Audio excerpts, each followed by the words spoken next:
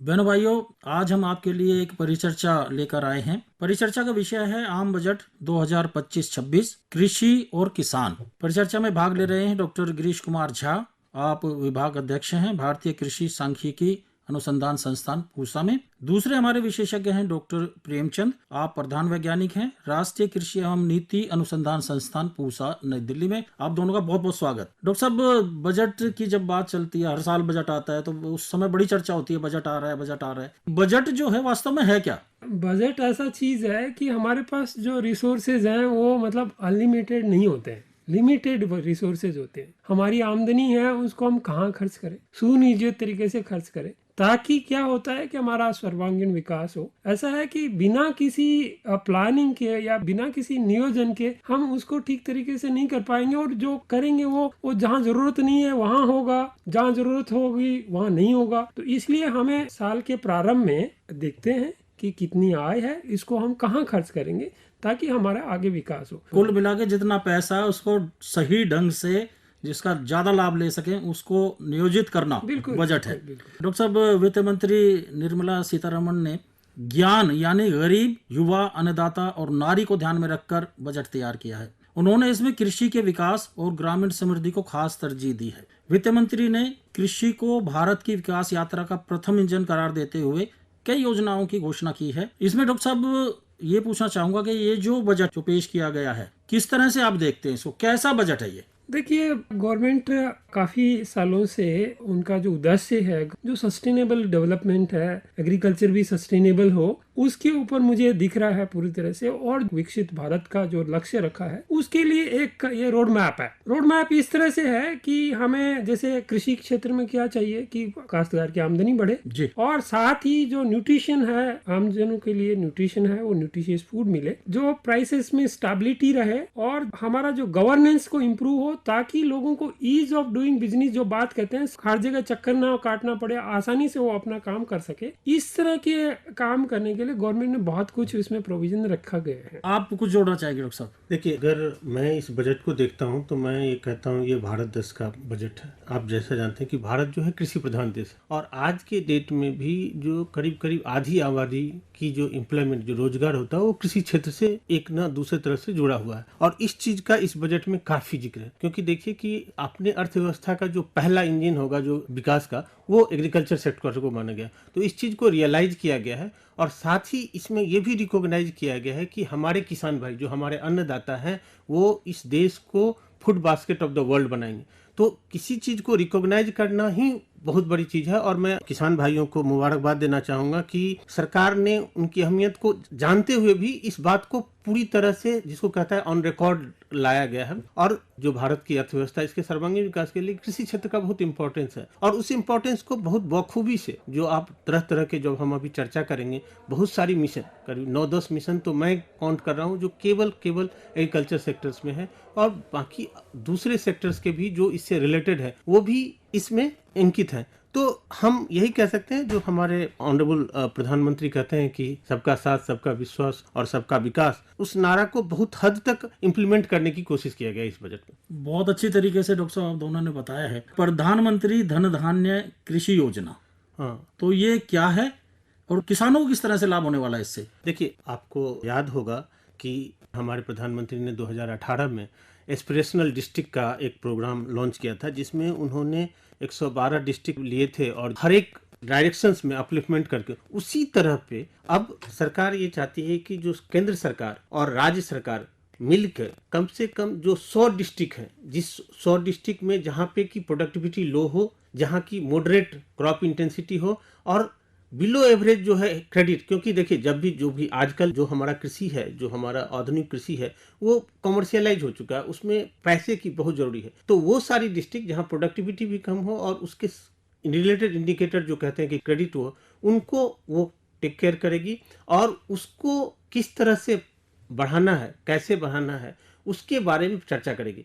तो ये जो सर्वांगीण विकास का बात मैंने पहले कहा था कि इंक्लूसिव ग्रोथ, तो ऐसा जो डाइवर्ज ना हो, कि ठीक है हम कृषि में अच्छा कर रहे हैं, ये हम लोगों को अब पता चल गया। कोविड के टाइम में भी ये एक ऐसा क्षेत्र है जो on an average stable growth दे रहा है, लेकिन जो कुछ पिछड़े डिस्ट्रिक्ट्स हैं उसको भी साथ में लेके सो दैट कि एक इंक्लूसिव डेवलपमेंट का बात कर रहा है। और इसमें अगर आप देखेंगे तो इस चीज़ों को करने के लिए बहुत सारे और कदम लिए गए हैं, बहुत सारी कदमें लिए गए हैं। इसी से रिलेटेड जो रूरल प्रोस्पेरिटी की बात कर रहे हैं, हम डिफरेंट और स्कीम की बात करेंगे जब अभी बात करेंगे। और वैसे नॉट ओनली कि 100 डिस्ट्रिक्ट, बहुत ऐसे रीजन भी है। अभी आप बात करेंगे कि बहुत ऐसे रीजन थे, जैसे कि बिहार का रीजन या बिहार में भी जो है मिथिलांचल रीजन, उस सब पे जोर डाला गया है और हम उस पर भी बात करेंगे। मिथिलांचल की बात की डॉक्टर साहब, और मिथिलांचल का जिक्र जो है बजट में जब मैं देख रहा था तो उसमें भी था। तो मिथिलांचल के किसानों के लिए इस बजट में क्या खास है? देखिए, ऐसा है कि जो ईस्टर्न इंडिया है पूरा उसके लिए ही है।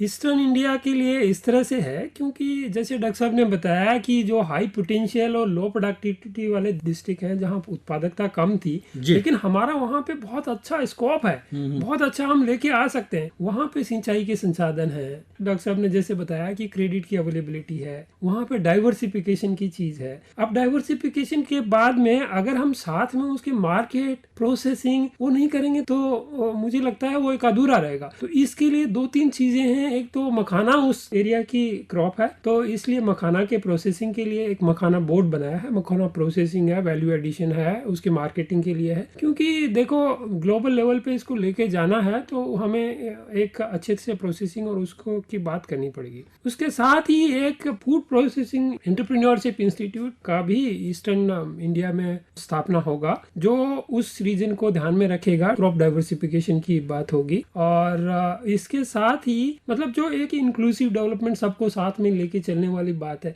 क्योंकि उस एरिया की जोत बहुत छोटी है, बाकी जब देश से कंपैरिजन करें तो उस एरिया की बहुत जोत छोटी है, तो किसानों की आमदनी बढ़े, जो फूड प्रोसेसिंग से बढ़े। साथ ही फाइनेंस मिनिस्टर ने एम्प्लॉयमेंट जनरेशन की बात कही है, रोजगार की बात कही है। रोजगार एक प्रमुख मुद्दा रहेगा और प्रमुख उद्देश्य रहेगा। और साथ ही जो सस्टेनेबल डेवलपमेंट हो, उसमें जो संसाधन है हमारे उचित तरीके से यूज हो, चाहे वो ऑर्गेनिक फार्मिंग हो और चाहे वो नेचुरल फार्मिंग हो, उसके ऊपर भी इसमें फोकस है। जैसे डॉक्टर साहब ने शुरू में कहा, हम सभी जानते हैं कि भारत कृषि प्रधान देश है। अभी भी डॉक्टर साहब ने जिक्र किया 50-55% कृषि पे ही निर्भर कर रहे हैं। हमारे रोजगार की बात करें तो कृषि में अनुसंधान तो हो ही रहे हैं, आगे भी और बढ़ाने की आवश्यकता है। तो कृषि अनुसंधान के लिए इस बजट में क्या खास? देखिए, कृषि अनुसंधान में जो फोकस एरिया होना चाहिए, जैसे कि अभी क्लाइमेट चेंज और वो का बड़ा मतलब क्लाइमेट चेंज है बहुत ही बड़ा मुद्दा हो गया है और वो फार्मर के बहुत बड़ा चैलेंज होता जा रहा है जी। तो उस केस में हमें क्या है कि रेजिलियंस एग्रीकल्चर की जरूरत है। और रेजिलियंस एग्रीकल्चर के लिए हमें जरूरी है कि हम रेजिलियंस एग्रीकल्चर से रिलेटेड रिसर्च करें, अच्छी वैरायटी लेके आए जी। और हमें एक चीज फोकस करें, मतलब ठीक है मल्टीपल डेवलपमेंट होना चाहिए, मल्टी साइड डेवलपमेंट होना चाहिए, लेकिन आज की जरूरत के हिसाब से हमारा रिसर्च होना चाहिए। तो जो क्लाइमेट रेजिलियंट एग्रीकल्चर है उसके ऊपर फोकस है सरकार का और वहाँ पे रिसर्च अच्छे खासे से किया जाए। उसके साथ ही फूड प्रोसेसिंग में भी हमारा रिसर्च बढ़े, जो हॉर्टिकल्चरल क्रॉप्स हैं उसमें रिसर्च बढ़े। साथ ही जैसे आपका जो पल्सेस का आत्मनिर्भरता वाला जो स्कीम है, उसमें एक खास आपने अगर नोटिस किया होगा और या देखा होगा तो उसमें जो प्रोटीन कंटेंट है पल्सेस में बढ़ाने के लिए सरकार उसके ऊपर भी ध्यान देगी जी। कि हम उसके प्रोटीन कंटेंट को कैसे बढ़ाएं। तो हमें जो जैसे मैंने शुरू से बताया कि जो सस्टेनेबल डेवलपमेंट गोल्स हैं उनको अचीव करने के लिए हमें एक तो न्यूट्रिशनल एस्पेक्ट है वो बढ़ाना है और साथ ही हमारा क्लाइमेट रेजिलियंस से भी फाइट करना है हमें, और किसान की आमदनी भी बढ़ानी है। साथ ही जो कंज्यूमर है उसको भी अफोर्डेबल, मतलब सभी चीज़ें बैलेंस चले, उस हिसाब से ये मैं मानता हूँ कि काफ़ी कुछ इसमें उसी लाइन पे है। अनुसंधान की बात हुई डॉक्टर साहब, आपने कहा कि हमें जैसे अभी हमारा जो क्लाइमेट चेंज हो रहा है उस पर असर पड़ रहा है हमारी खेती पे। इसमें जिक्र हुआ जीन बैंक का बजट में, तो जीन बैंक तो कृषि में भी जीन बैंक है हमारे, तो कृषि के जीन बैंक पे क्या प्रभाव रहेगा इस बजट का? आपने सही कहा। बेसिकली जो जीन बैंक होता है वहाँ पे सारे जो हर एक डिफरेंट क्रॉप्स के जो जर्म प्लाज्म होते हैं, चाहे वो वाइल्ड वैरायटी हो चाहे जो आज के डेट में वैरायटी बन चुके हैं जो वाइल्ड लाइन से, वो सारे वहाँ पे रखे जाते हैं। और ICAR Indian council of agriculture जैसा जो भारतीय कृषि अनुसंधान संस्थान है उसके एक national bureau of plant genetic resources institute है जहाँ पे ये जीन बैंक एग्जिस्ट करता है और जिसकी कैपेसिटी करीब 10 लाख है। इसी तरह का एक जीन बैंक बनाने की बात की जा रही है जो कि एक सेफ्टी जीन बैंक के रूप में भी होगा। और इस जो जीन बैंक है इसका ये होता है कि बहुत सारी चीज़ें जो आपने क्लाइमेट के लिए कहा, को जो ड्रॉट है या फ्लड है, इससे रिलेटेड जो जीन्स हैं वो हमारे वाइल्ड लाइन्स में पाए जाते हैं और वहाँ से, इसीलिए भावी फ्यूचर फूड सिक्योरिटी के लिए इस तरह की व्यवस्था बहुत जरूरी है। और उसी को ध्यान करके ये निर्णय लिया गया है कि इस योजना का कि एक नई जीन बैंक स्थापित की जाएगी। अभी जैसे डॉक्टर साहब ने बोला पल्सेज का, जब मैंने शुरू में भी बोला था कि ये सर्वांगीण विकास की बात है। देखिए हमारा देश वेजिटेरियंस है, यहाँ पे प्रोटीन के लिए मोस्टली हम दलहन जैसे जगह चीज़ों पे करते हैं, इसीलिए दलहन में आत्मनिर्भरता बहुत ज़रूरी है। दलहन मोस्टली हम ही उगाते हैं, तो अगर दलहन में हमारा कोई शॉर्टफॉल है तो हम इंपोर्ट नहीं कर पाएंगे। गवर्नमेंट ने ये भी सुनिश्चित किया है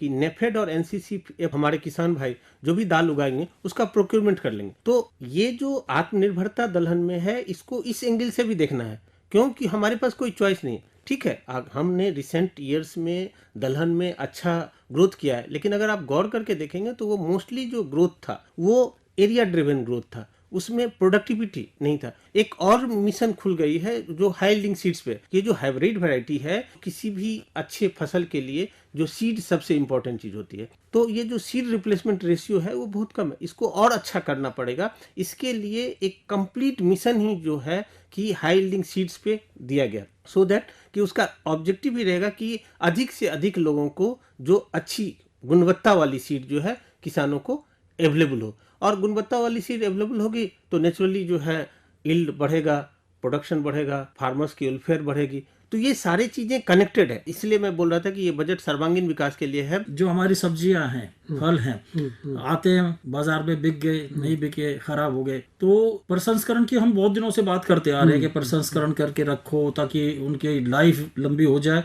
ज्यादा देर तक हम इस्तेमाल कर सके। इससे किसान का भी फायदा है और जो इस्तेमाल करेगा यानी उपभोक्ता, उसका भी फायदा है। तो इस बजट में उसकी भी चर्चा हुई है, तो उसके बारे में बताएं थोड़ा। देखिए डॉक्टर साहब ने जैसे पहले ही बताया, देखिए इस चीज में क्या है कि कनेक्टेड चीज है, हमें एक इंटीग्रेटेड अप्रोच लेके आनी पड़ेगी और इंटीग्रेटेड अप्रोच इस बजट में दिख रही है। और एक जगह पे जहाँ पे धन धान्य योजना की जो बात कही गई है, वहां पे उसमें कन्वर्जेंस की बात की गई है। हर सेक्शन का, हर डिपार्टमेंट का, हर स्कीम का कन्वर्जेंस हो, ताकि जो फार्मर हैं उनको अच्छे से फायदा हो, चाहे वो प्रोसेसिंग से रिलेटेड हो, चाहे वो उसके ट्रेड से रिलेटेड हो। हम उस चीज को, जैसे अभी अगर आप देखेंगे तो उसमें एक जो हाई वैल्यू क्रॉप्स हैं उनको ट्रांसपोर्टेशन के लिए भी एक व्यवस्था की गई है, मतलब उसमें भी एक प्रोविजन है कि जो हाई वैल्यू क्रॉप्स है उनको एयर कार्गो से भी लेके जाने की प्रोविजन है। साथ ही जो एक्सपोर्ट प्रमोशन के लिए कि जब हम प्रोसेस करेंगे तो अल्टीमेटली क्या होता है कि प्रोसेस करके अब आप या तो डोमेस्टिक मार्केट में यूज करोगे या इंटरनेशनल में लेके जाओगे। तो हॉर्टिकल्चरल क्रॉप्स में जहाँ पेरिसेबिलिटी उनकी कम है,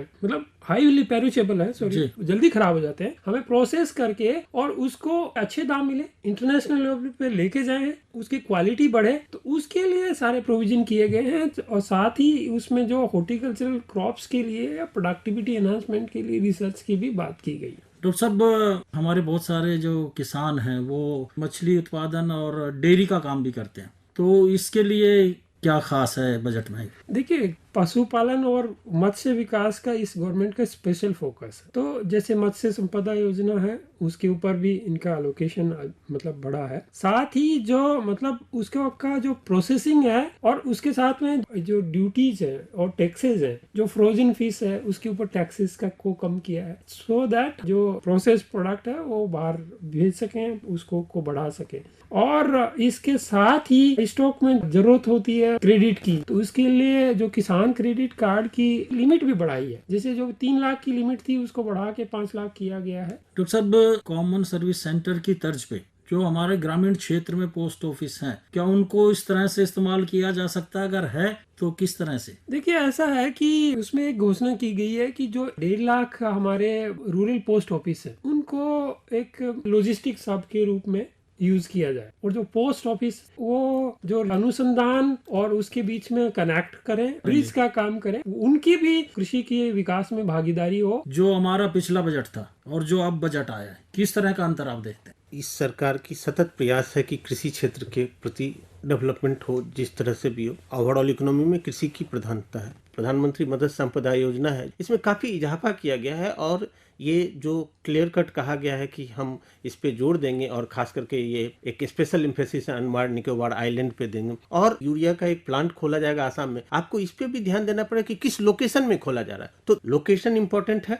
दूसरी बात, वो लोकेशन इसलिए भी इंपॉर्टेंट है कि वहाँ जो रॉ मटेरियल चाहिए वहाँ एडजस्टेड है। जो आप रूरल प्रोस्पेरिटी की बात करते हैं, जहाँ पे ये कहा गया कि स्किलिंग करके शुरू में ही हमने शुरू किया कि गरीब, अन्नदाता, यूथ और नारी, ये सब के लिए एक परियोजना है और सारे इन एंड अराउंड एग्रीकल्चर है। बजट को हम यही कह सकते हैं कि एक दिवाली का उपहार है किसानों के लिए, और उस क्षेत्र में काम करने के कारण हमें इस बजट से बहुत प्रसन्नता है। और मुझे पूरा विश्वास है कि देश के अन्नदाता, नारी और जो स्मॉल एंड मार्जिनल फार्मर्स इससे बहुत प्रसन्न होंगे, युवा भी इससे बहुत प्रसन्न होंगे। डॉक्टर साहब, कुल मिला के आप दोनों से जो बातचीत हुई है उसमें यही आया कि समग्र विकास के लिए देश के ये बजट बहुत अच्छा होने वाला है, किसानों के खास तौर पे ग्रामीण क्षेत्र के लोगों के लिए। डॉक्टर गिरीश कुमार जी, डॉक्टर प्रेमचंद जी, आप परिचर्चा में आए, बहुत अच्छी जानकारी दी बजट के बारे में। बहुत बहुत धन्यवाद।